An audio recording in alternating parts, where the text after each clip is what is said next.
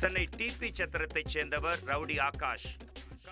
கடந்த சில தினங்களுக்கு முன் போலீசாரால் சுட்டு பிடிக்கப்பட்ட டிபி சத்திரத்தைச் சேர்ந்த ரோஹித் ராஜனின் கூட்டாளிதான் இந்த ஆகாஷ். தானும் பெரிய ரவுடியாக ஆசைப்பட்ட ஆகாஷ் பல்வேறு தில்லாலங்கடித்தனங்களை செய்து வந்திருக்கிறார். அது மட்டுமில்லாமல் தனக்கு எதிராக இருக்கும் ரவுடிகளையும் கொலை செய்ய திட்டமிட்டிருக்கிறார்.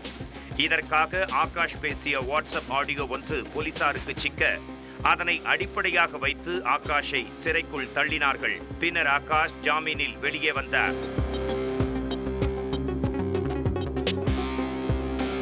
ஆயினும் கைப்பற்றப்பட்ட ஆகாஷின் செல்போனை தீவிர குற்றப்பிரிவு அதிகாரிகள் தொடர்ந்து ஆய்வு செய்து வந்தனர்.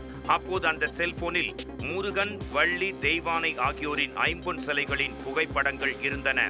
அந்த புகைப்படங்களை டிபி சத்திரத்தைச் சேர்ந்த ஆகாஷின் நண்பர் தமிழ் என்பவர் அனுப்பி வைத்ததோடு இந்த 3 சிலைகளையும் விற்றுக் கொடுத்தால் கமிஷன் தருவதாகவும் பார்த்து இருந்தால் சொல் என்றும் வாட்ஸ்அப்பில் தெரிவித்திருக்கிறார்.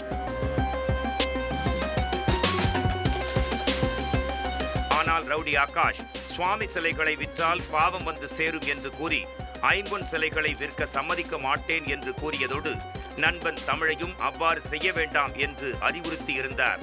இந்த தகவல்களை கொண்டு தீவிர குற்றத்தடுப்பு பிரிவு அதிகாரிகள் ஐம்பொன் சிலைகளை மீட்கும் நடவடிக்கையில் ஈடுபட்டனர். அதன்படி ஆகாஷை கைது செய்தவர்கள் அவர் அளித்த தகவலின் பேரில் சென்னை பெரியமேட்டில் இர்ஷாத் அகமது என்பவரை கைது செய்து சிலைகளை மீட்டெடுத்தனர். அவற்றை ஆய்வுக்கு அனுப்பியதில் போலி ஐம்பொன் சிலைகள் அவை என்பது தெரிய வந்தது.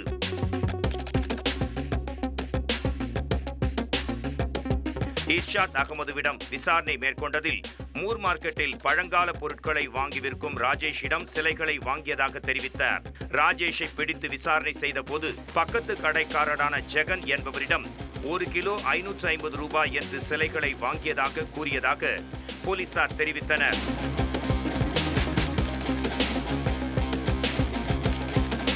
இதைத் தொடர்ந்து போலி ஐம்பொன் சிலைகளை கோடி ரூபாய்க்கு விற்க முயன்ற ரவுடி ஆகாஷ், இர்ஷாத் அகமது, ராஜேஷ் ஆகிய 3 பேரையும் டிபி சத்திரம் போலீசார் கைது செய்தனர்.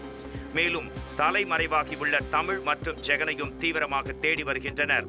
கிலோ 550 ரூபாய்க்கு வாங்கிய சிலைகளை ஐம்பொன் சிலை என்று கூறி பல கோடி ரூபாய்க்கு விற்ற சம்பவம் பெரும் பரபரப்பை ஏற்படுத்தியுள்ளது.